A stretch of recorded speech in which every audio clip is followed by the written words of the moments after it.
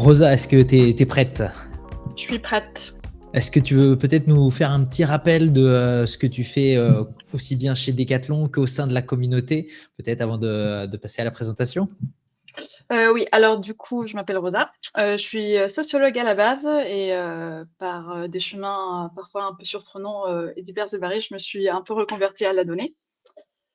J'étais pendant plusieurs années consultante, data sur Tableau à d'Information Lab et depuis 6 mois, je suis du coup au sein de Decathlon en tant que BI analyst où je gère un peu, tout le cycle de vie d'un dashboard, recueil de besoins, maquettage, et développement.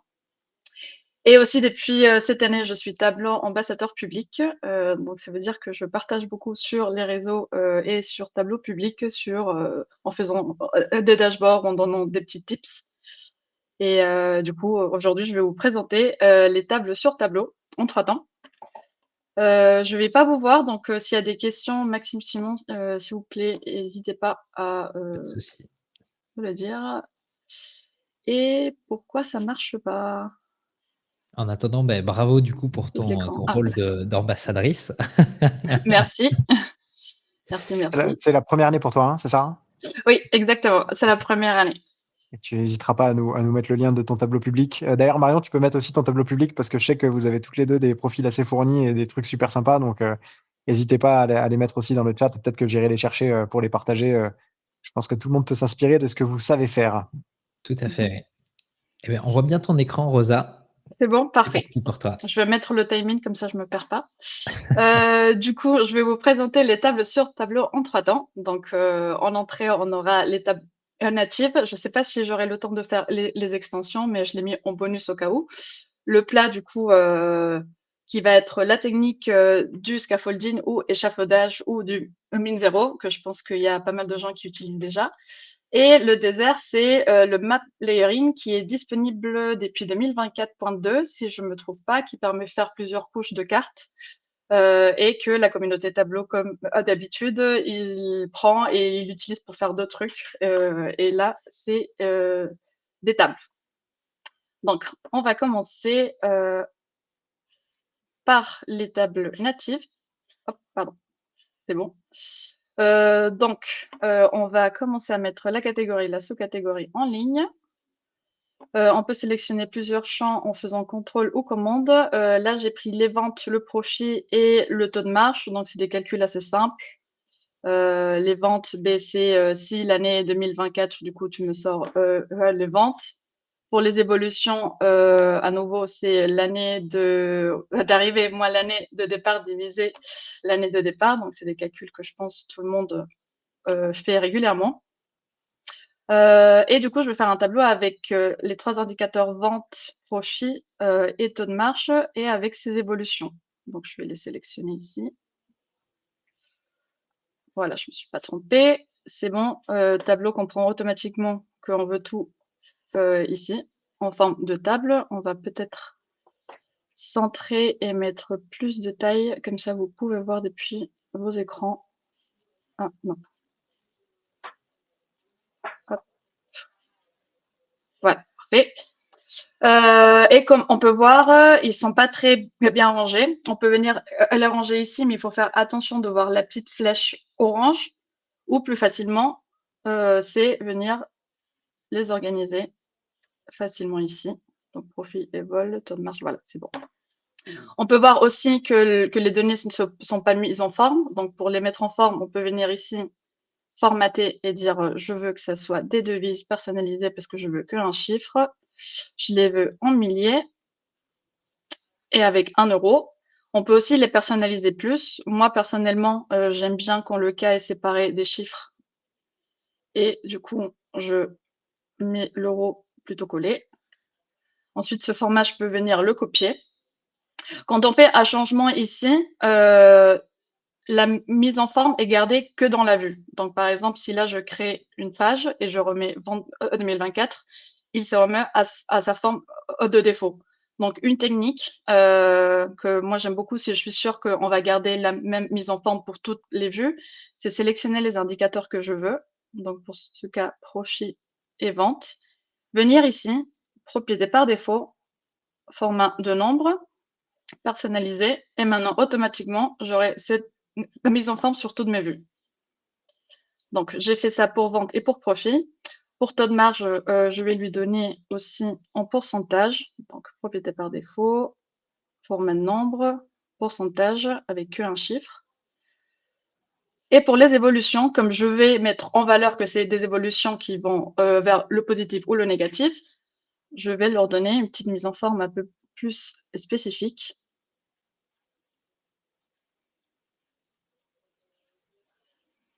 Alors, je veux que ce soit des pourcentages, mais sans virgule. Et je veux que les positifs, ce soit des plus. Donc, je mets un plus. Si je mets un point virgule, je suis en train de lui indiquer que j'ai des négatifs, donc 0 et le pourcentage. Et une chose que j'ai appris il n'y a pas trop longtemps, c'est que si je mets une troisième fois, je lui indique que c'est les zéros. Et les zéros, je veux que s'affiche un égal. Donc, c'est bon. J'affiche. Et maintenant, on peut voir que j'ai des égales, j'ai des plus et j'ai des moins. Là, j'ai mis des plus, des moins et des égales. Mais par exemple, ici, j'ai mis des petites flèches vers le haut, des petites flèches vers le bas, à des égales. On peut jouer vraiment avec toutes les petites formes qu'on veut. Donc voilà, je commence à avoir les trucs un peu plus clairs. Ah, il y a le taux de marche qui s'est pas fait. Désolée, je vais le faire vite fait. Je pense que je me suis trompée. Hop. Peut-être un format de nombre, pourcentage 1. Voilà, c'est bon. Voilà, donc c'est fait. Je peux mettre des couleurs aussi. Donc là, je peux mettre les noms de mesure. Si par exemple, je veux qu'ils soient chacun avec une couleur très différente. Mais là, je veux créer l'effet que les indicateurs, comme vous pouvez voir, sont en gris et les évolutions en couleur. Du coup, pour faire ceci, c'est je vais mettre mes valeurs de mesure en couleur. Il m'affiche qu'une seule échelle, ce qui est normal parce que par défaut, Tableau fait ça. Mais si je déclique ici et je mets utiliser des légendes séparées, du coup, j'ai 6 légendes de couleurs qui se créent. Alors, pour donner une couleur gris, il y a une petite technique que j'aime beaucoup. On va mettre des couleurs divergentes. Je vais dire que je veux que 2 étapes.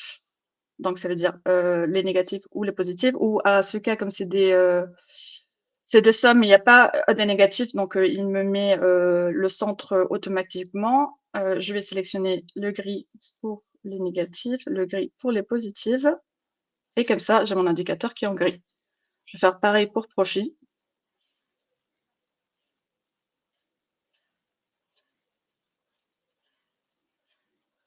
Et pareil pour taux de marge. Pardon. Le G en français, c'est un peu difficile. Parfait. Et pour les restes, je vais juste mettre que je vais que de couleurs.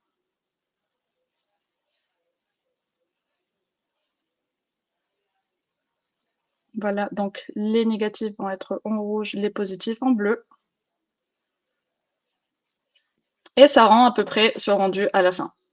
Comme celui-ci. Peut-être que je vais les mettre en gras, comme ça vous pouvez voir.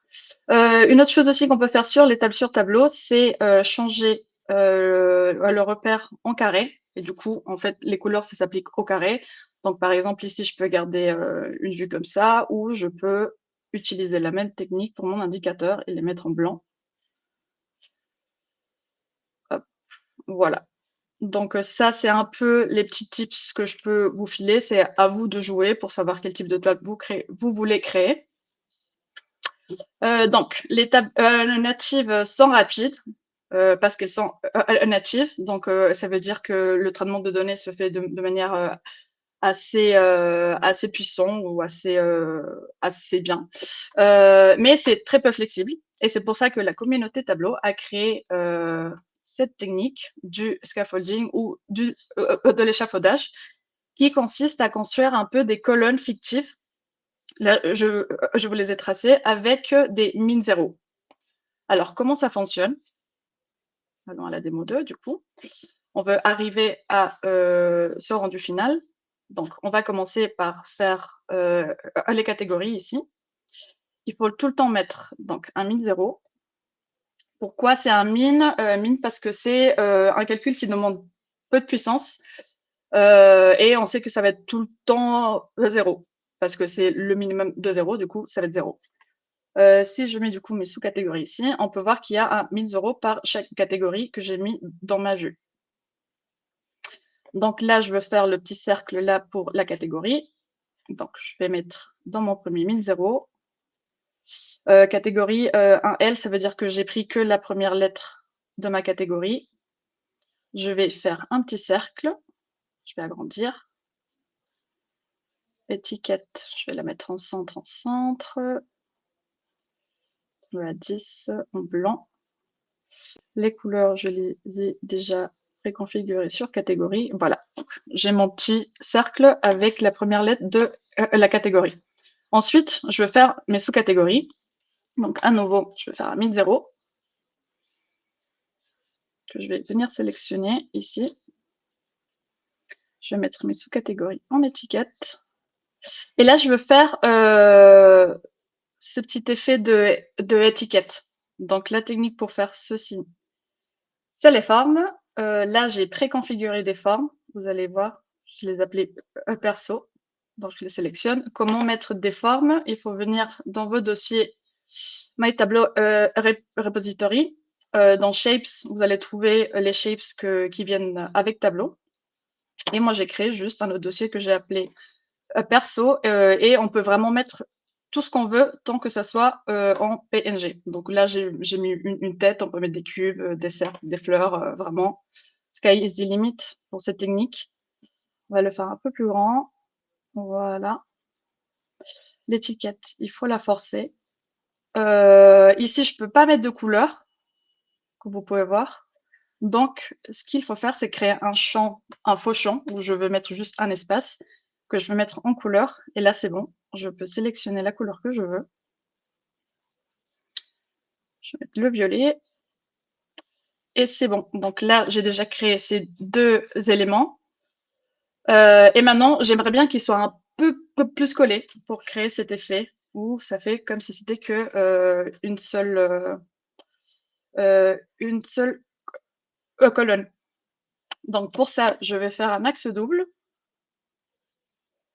Et évidemment, ils vont se mettre un sur l'autre parce que je lui indiquais, je veux qu'ils se mettent à 0. Donc, on va synchroniser les axes, mais c'est très facile de régler. Ici, au lieu de lui dire, je veux que tu sois à 0, je vais lui dire, je veux que tu sois à -3. Donc, ça veut dire à la droite, non, à la gauche de mon étiquette. Et voilà, ils se sont séparés. Donc, ensuite, il nous reste sales, du coup, les ventes. Mais ici, je veux pas que ça soit aligné. Je veux qu'il garde l'information des ventes. Donc, je vais pas faire un 1000, mais je vais prendre directement mes ventes de 2024 que je vais placer ici. Tableau automatiquement va me faire ceci. Je vais le mettre en barre, en petit. Je vais les trier, comme ça c'est plus joli. Visuellement parlant, hop. L'étiquette, on va la mettre de ce côté. Faire correspondre. Voilà, donc maintenant j'ai mes ventes. Ça, c'était assez simple à faire. Et maintenant, je vais faire du coup l'évolution de mes ventes. Mais comme je veux à nouveau qu'ils sont tous dans le même axe, je réutilise le min 0. Min 2, 0. Je vais mettre ici. C'est bon, il est là. Je veux que ça soit une forme parce que je veux que ça soit des flèches vers le haut ou vers le bas. Donc, je vais mettre l'évolution en étiquette. Je vais mettre... je vais vous montrer maintenant en discret. Qu'est-ce que fait ce calcul? Moi, je l'aime beaucoup parce qu'en fait, il sort le signe de mes évolutions. Donc, il va me dire si c'est un positif ou un négatif. Que je vais mettre du coup en couleur et aussi en forme. Voilà. L'étiquette, il faut juste que je la place de ce côté. Et que de couleur, je lui mette faire correspondance à la couleur du repère. Voilà. Donc là, j'ai créé mes évolutions pour mes ventes. Dans cette vue, du coup, j'ai fait pareil pour profit et pour les évolutions de profit. Alors, j'aime pas toutes ces lignes. Comme vous pouvez voir, il y a les lignes de 0 qui s'affichent du coup pour tous les min 0 que j'ai mis. Il y a les barres là qui se mettent. On va toutes les effacer. Le seul problème qu'il y a, c'est que quand je fais ça, j'efface tout. Donc, par exemple, ici sur profil, si je veux garder cette ligne à 0, je force du coup la ligne à 0 sur toutes. Et je veux aucune, je veux que sur celle-là, donc je vais mettre aucun. Et il y a une petite technique que j'aime bien aussi, que c'est ajouter une ligne de référence. Et je vais mettre une constante. La constante va être à 0. Je vais aucune étiquette, aucune infobulle. Pac, voilà, parfait. On va le mettre peut-être plus visible pour ces démos. Et voilà, j'ai une ligne de 0 ici. Donc là, on a vu comment faire des formes, des cercles, des formes à nouveau, des bar charts. Et on peut aussi utiliser des pie charts. Donc, c'est ce que je vais utiliser pour mine de 0. Pour les taux de marge. Alors, j'ai mon calcul. Comme je sais que des taux de marge vont de 0 à 1 ou de 0 à 100%, j'ai recalculé celui-là qui est juste, donc tout ce qui est pas taux de marge, donc 1 moins taux de marge. Donc, j'ai mes deux indicateurs. Je vais mettre nom de mesure en filtre. Je vais sélectionner que ces deux-là. Valeur de mesure, je vais les mettre... Ah, pardon, il faut avant que je les sélectionne. Le pie chart. Alors, on va le faire plus grand. Ah non, pardon. CTRL Z. C'est bon. Secteur. Taille. Du coup, valeur de mesure en angle et nom de mesure en couleur. Et j'ai mes petits pie charts avec mon taux. Et à nouveau, on peut faire les évolutions ici dans la même technique que je vous ai déjà montré. On peut mettre tout ça dans un dashboard. Et ce qui est pratique, comme Tableau distribue les colonnes de manière égale, je dois juste mettre un conteneur horizontal, vertical, mettre autant de champs texte que j'ai mis de colonnes, donc dans ce cas 7, les distribuer de manière égale et automatiquement, je peux faire mes étiquettes qui s'alignent parfaitement. Donc, on a vu la technique du scaffolding. Les pros, c'est que c'est très flexible, ça crée des tables très claires. On peut utiliser plusieurs graphiques. On peut même utiliser des petites cartes. Si vous avez des données géographiques, on peut mettre la petite silhouette de la France, de l'Espagne, etc. C'est assez marrant. Les cons, c'est que ça prend plus de temps. Il y a plus de puissance de calcul. Donc, il faut faire attention qu'on a des volumétries, des données très larges.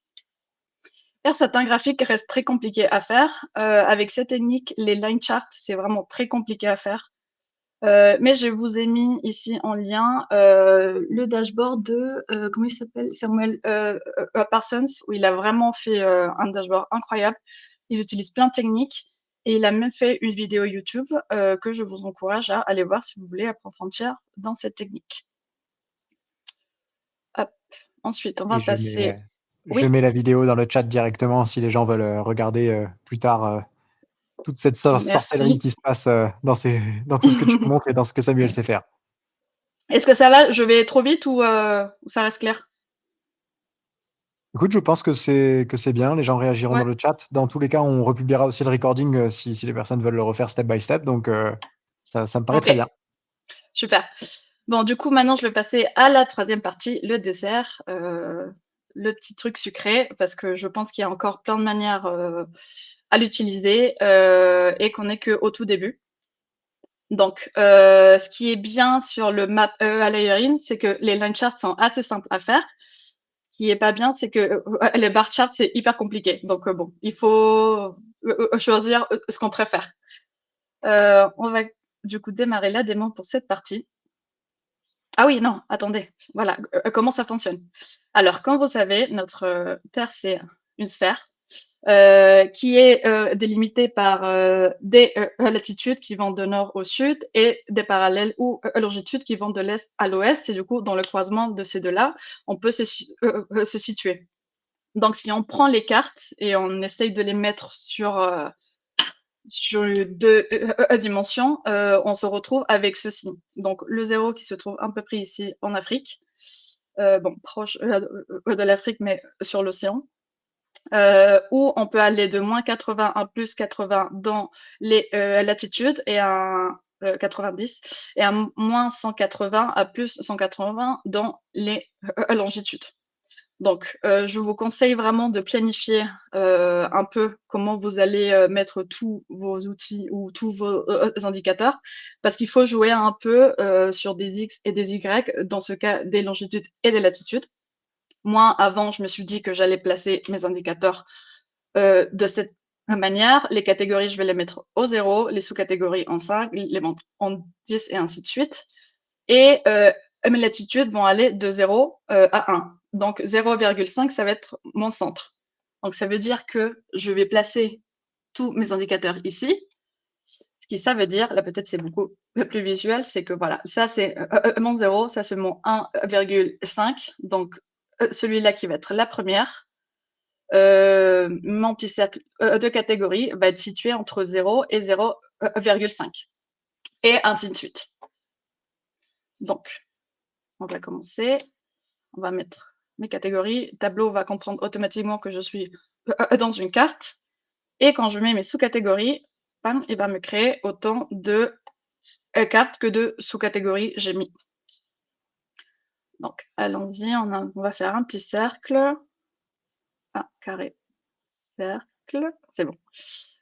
Étiquette la première lettre. Les couleurs. Je vais les mettre en forme. Oui. Ça, centre, centre. Voilà, donc on a créé la première. Ensuite, je vais mettre mes sous-catégories, que comme je vous ai dit, je vais les mettre à 0,5 et 5 parce que je veux que ça soit à la droite.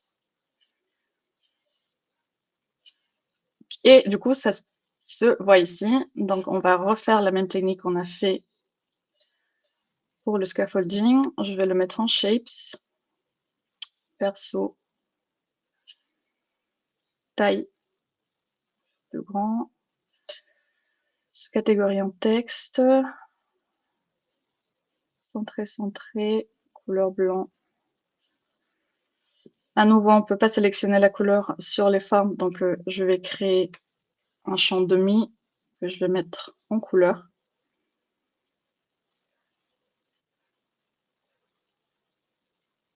Et parfait, couleur, je vais modifier la couleur.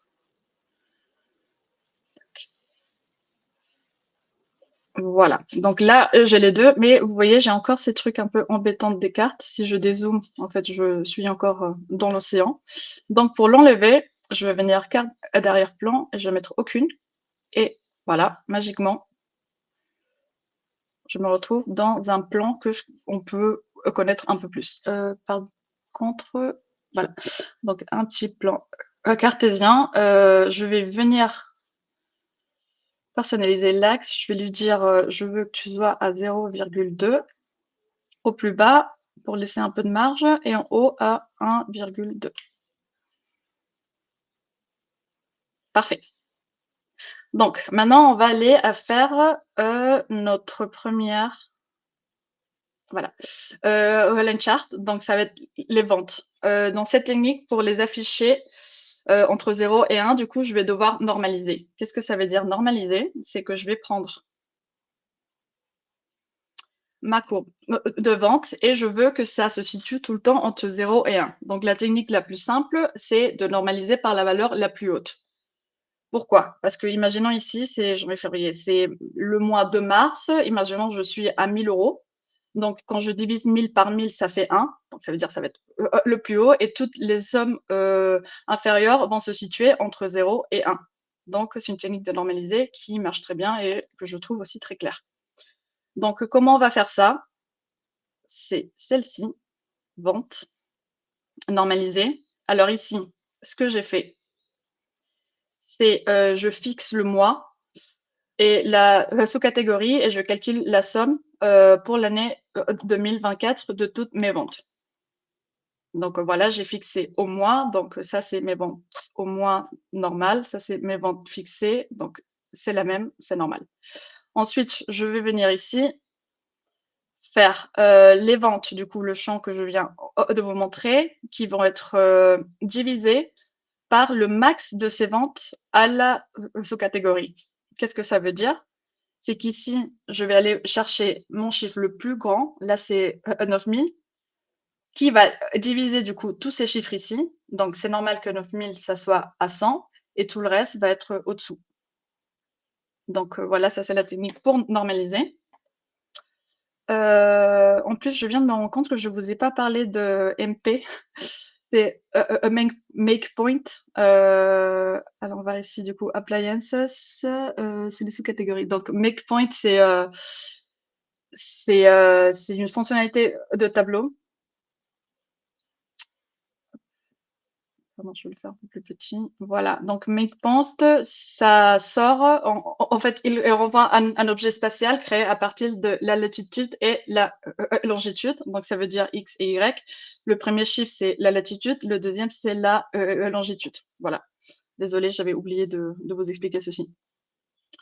Donc, allons voir les ventes en ligne. Comment j'ai fait du coup les latitudes et les longitudes? J'ai pris donc mon champ normalisé.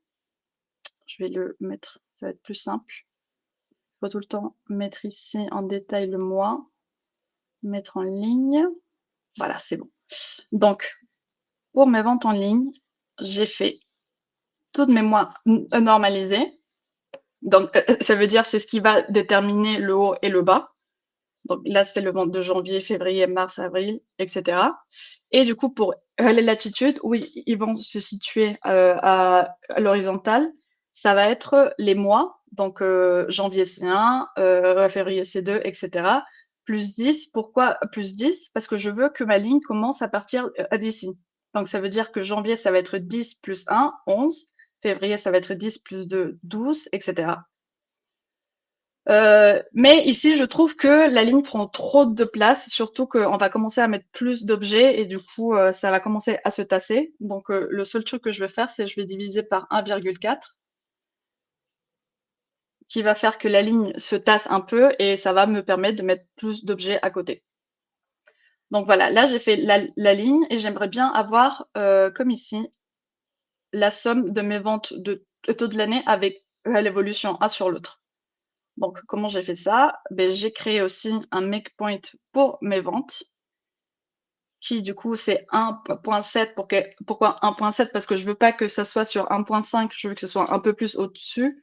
Et 19 parce que je veux qu'il commence à partir de 19. Donc, je vais mettre ici mes ventes.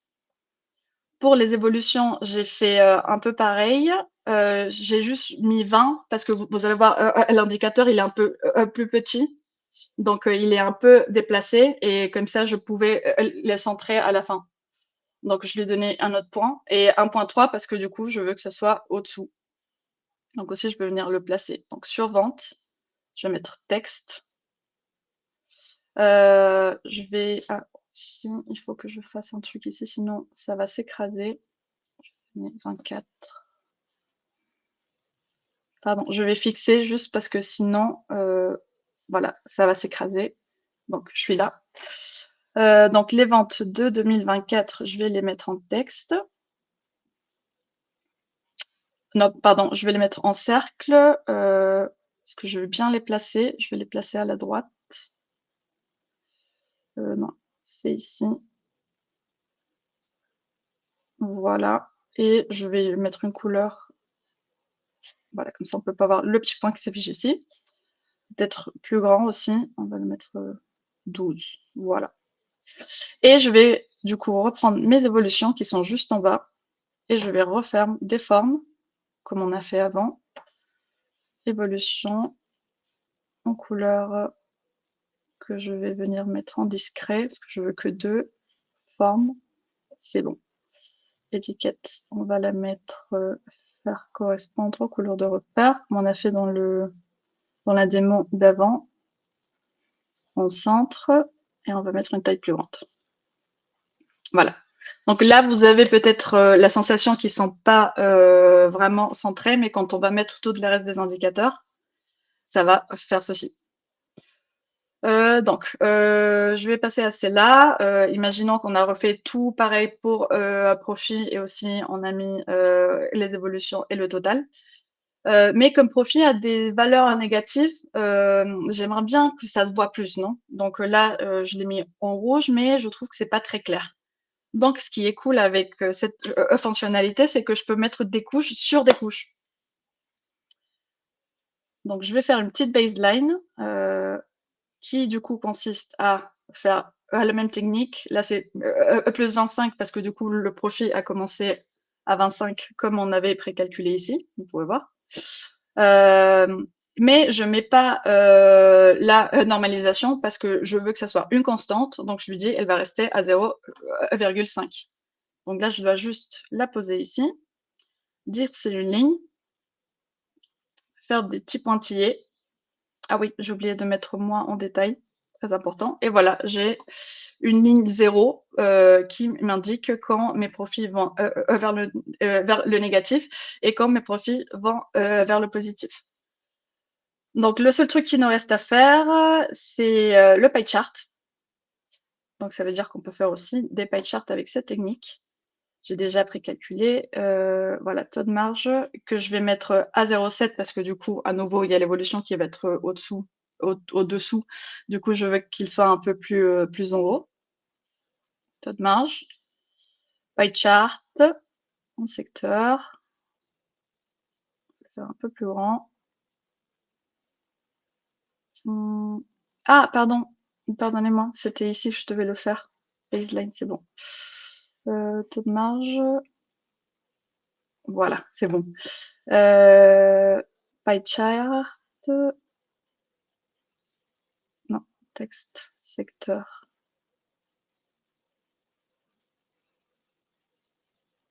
Voilà. La même technique, à nouveau, j'ai filtré mes noms de mesure pour garder ce qui est taux de marge et ce qui n'est pas taux de marge.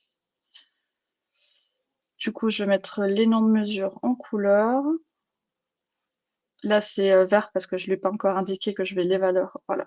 C'est bon. Donc, j'ai les pie charts. Ensuite, des évolutions de taux de marge, du coup, qui vont être en bas, sur lesquelles je vais mettre, du coup, des formes. Étiquette. Signe en couleur. On va venir mettre en discret. Aussi sur les formes. Faire correspondre au repère. Centré. Droit. Voilà. À la taille, si on peut l'agrandir. Et quand on met ça dans un dashboard, j'ai utilisé la même technique que pour les min 0. Mais aussi, on peut peut-être, si vous n'avez pas fait les trucs vraiment précadrés, vous pouvez juste venir les changer comme ça. Donc, pour finaliser, on a vu la technique aussi du map layering. Les pros, c'est que c'est encore plus flexible. Les tables, on peut les faire aussi très visuelles. Ça permet aussi de mettre plusieurs graphiques. Les cons, c'est que ça prend beaucoup plus de temps. Là, je l'ai fait vite fait, mais genre j'ai pris du temps à placer tous mes trucs, faire mes calculs, donc ça prend beaucoup de temps. Ça demande aussi plus de puissance de calcul. Entre les deux, je suis pas sûre laquelle est la plus gourmande, on va dire. Je pense que ça dépend ce qu'on fait. Là, il y a des fixes, donc peut-être ça peut impacter, mais on n'a pas les mines. Bon, ça peut-être il faudra faire des tests pour savoir laquelle est la plus gourmande. Et à nouveau, il y a certains graphiques qui restent très compliqués à faire, comme les bar charts, que dans l'autre sont hyper simples. Donc bon, il faut choisir ce qu'on préfère. Pour aller plus loin, malheureusement, il n'y a pas de vidéo, j'en ai pas trouvé. Même pour préparer celle-ci, j'ai un peu galéré à trouver des ressources. Donc j'ai fait un peu de rétro-engineering, ça veut dire télécharger, j'ai téléchargé celui-là et celui-là, fait du rétro-engineering pour savoir comment ils l'ont fait. Je vous le conseille. Ces deux tableaux, le premier, c'est de Helen Blackburn, que je trouve très joli. Et en plus, elle met des actions de paramètres en fonction de la métrique qu'on choisit. Donc, si vous voulez vraiment maîtriser à fond, je vous le conseille. Et celui-ci qui est de Ludovic Tavernier, qui est peut-être pour une première, c'est assez simple, on va dire, et on peut vraiment voir comment il construit des couches sur des couches. Et c'est tout. Je pense que j'ai pas pris trop de temps. Tu penses qu'on a le temps pour voir l'extension, Maxime ou Simon? Je vous vois pas. Ah oui, oui, complètement. Ouais, ok. Donc ça, c'est l'extension Tableau. C'est un truc qui a été développé par Tableau. Pour l'utiliser, il faut juste ajouter l'extension ici. Et il y en a plein, même il y en a plein de Tristan et Jessica de la Database. Donc c'est celle-ci, Tableau Table. J'ai l'impression qu'ils l'ont fait un peu pour faire plaisir à tous les gens qui manquaient de la sensation d'être sur Excel. Par contre, ça fonctionne une fois sur deux. On va voir s'il fonctionne ou j'ai le problème de la démo en live où tout bloque. Ah, voilà. Donc, c'est assez flexible. On peut mettre plein de trucs. Ça, c'est les filtres pour filtrer. Ah, je savais pas que si tu cliquais, il se cachait. On peut mettre des tooltips aussi. Ok, il faut pas que je sorte. Bon, je pense qu'il reste encore quelques petits trucs à faire. Je peux mettre audio recherche à télécharger sur Excel, montrer ou pas des colonnes. Donc, ça veut dire que je peux venir ici, cliquer All ou pas. Du coup, comme je vous ai montré, tu peux filtrer. Pour changer le titre, c'est assez simple. Double-clic et ça marche. Je peux mettre en forme aussi, format ici. Voilà, je peux venir lui dire que je veux que il y ait des couleurs. Si c'est plus... Ah. Voilà, bon, ben ça marche pas. Format, on va C'est l'effet voir. démo. C'est l'effet démo. Mais je sais pas, c'est pour ça que je dis je vais le mettre à la fin parce que même quand j'étais toute seule, il y avait des fois où ça sautait. C'est un peu... voilà, donc là, je vais mettre plus grand que 0. Donc, je le veux en vert. Ah bon, j'ai mis les sales, donc peut-être c'est pas le bon. On va mettre le profit. Ça va être plus parlant. Format. On va voir si ça ressaute.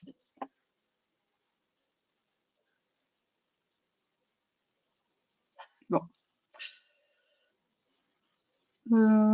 Format. Allez, tu vas marcher. C'est bon. Donc, je vais lui dire que je veux qu'il soit en vert si il est plus grand ou égal à 0. Et je peux mettre aussi, je veux que tu sois en rouge. Bon, là, en tout cas, rose. Si tu es plus petit que 0. Voilà. Je peux faire ça, j'ai mis en shading, on peut le faire juste la couleur de font. Donc voilà, un autre truc. Ah oui, je peux faire ça. Ça aussi, j'ai beaucoup aimé. Du coup, on peut donner plus de place aux indicateurs pour donner l'effet que genre c'est les importants et ensuite les évolutions. Aussi, le formatting, ça marche pas ici. Donc, il faut vraiment aller le faire au défaut.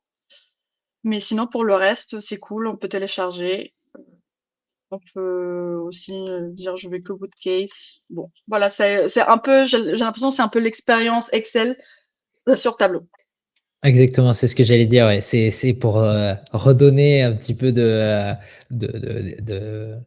comment, oui, de sensation Excel aux utilisateurs qui seraient encore un Exactement. peu réfractaires.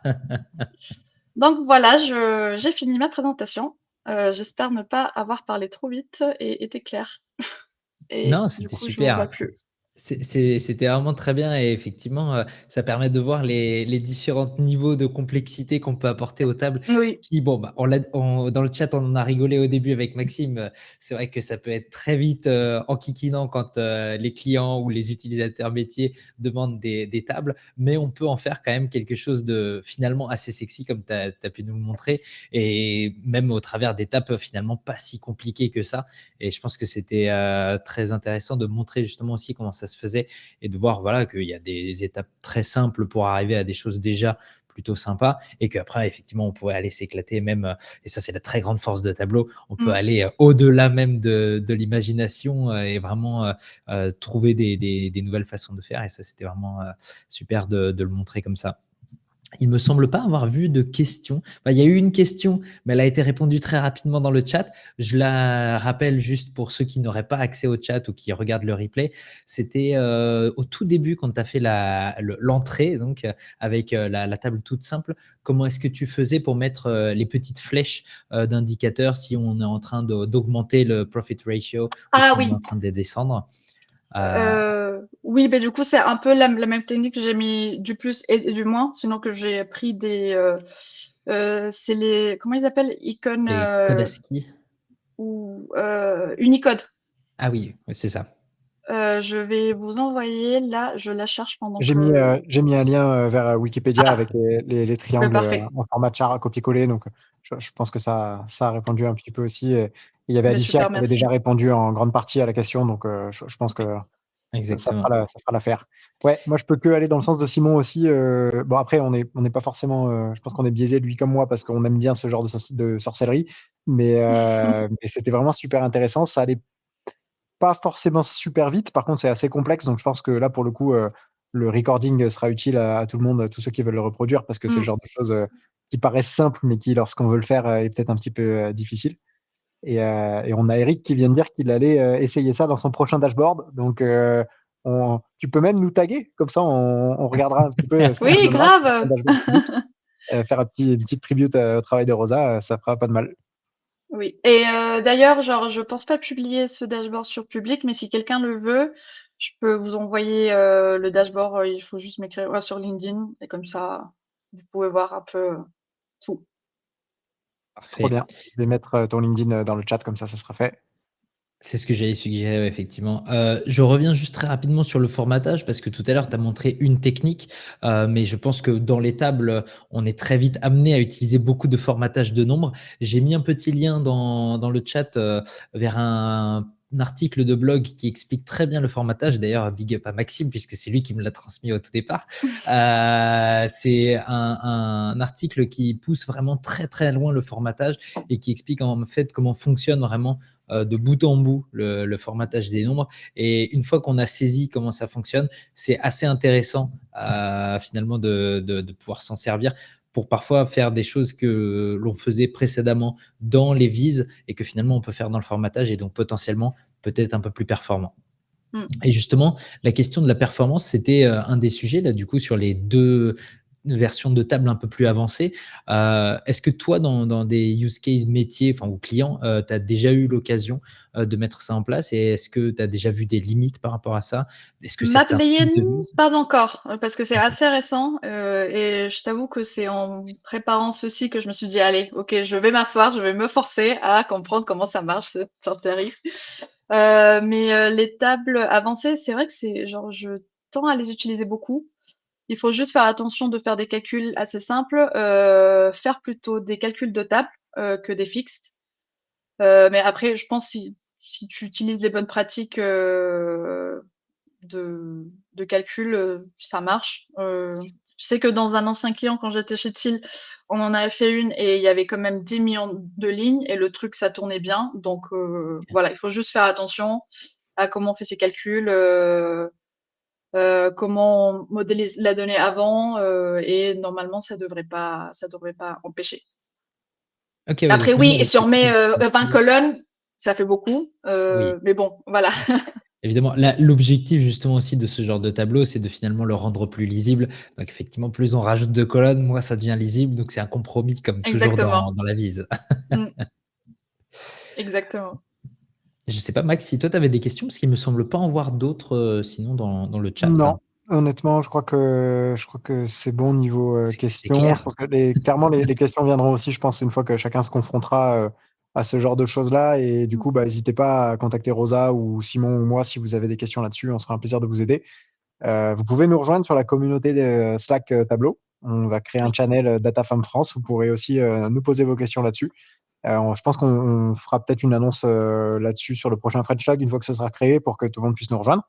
Oui. Et puis voilà. Juste Et un petit Ouais, conseil, si vous savez vas-y. pas comment faire un truc, vraiment, je trouve qu'on apprend plus à faire du rétro-engineering, de Mm. revoir comment la personne a fait. Moi, c'est comme ça, j'ai appris plein de choses. Et en fait, quand tu comprends, tu dis c'est bon, et en fait tu peux refaire pas de la même manière, mais un peu à ta sauce. Donc faut vraiment prendre du plaisir à les décortiquer et dire ah j'ai la solution, trop bien. C'est clair, entre ça et les Workout Wednesday, je crois que c'est là que j'ai appris le plus personnellement. Et on se fait très vite attraper par ça. Ouais, c'est clair. C'est clair. Peut-être une dernière conclusion aussi, je voulais juste vous partager rapidement ça parce que il a été speaker aussi avec nous récemment, Fred Ferry, qui était le executive director de Viz for Social Good. Il faut savoir que Viz for Social Good change.